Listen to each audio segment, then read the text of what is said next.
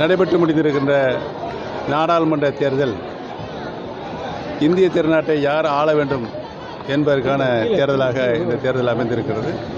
மீண்டும் பாரதிய ஜனதா கட்சி மிக பெருமையான இடங்கள் பெற்று மீண்டும் மாண்புமிகு பாரத பிரதமர் 3ஆம் முறையாக பாரத பிரதமராக வருவார் என்ற ஒரு நல்ல சூழ்நிலை ஏற்பட்டிருக்கிறது என்பதை தெரிவித்துக் கொள்கிறோம். ஆனால் தமிழ்நாட்டு அதே அந்த எக்ஸிட் போர்டோட இது பார்த்தா வச்சுன்னா டிஎம்கே அதிக இடங்கள்லையும் பிஜேபி 3 இடங்களில் வெற்றி பெறும் சொல்லியிருக்காங்க.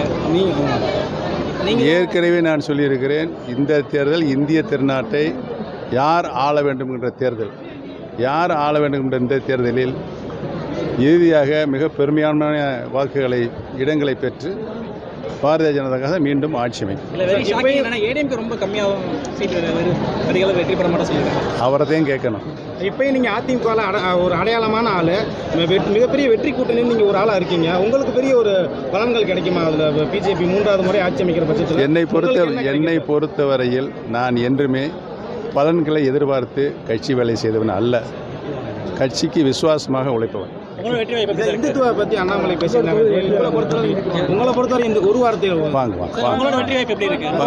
என்னுடைய வெற்றி வாய்ப்பு பிரகாசமாக இருக்கிறது. அமைச்சராக பார்த்துடலாம் உங்களை, மத்திய அமைச்சராக பார்த்துடலாம். அது இறைவன் கையில் இருக்கிறது.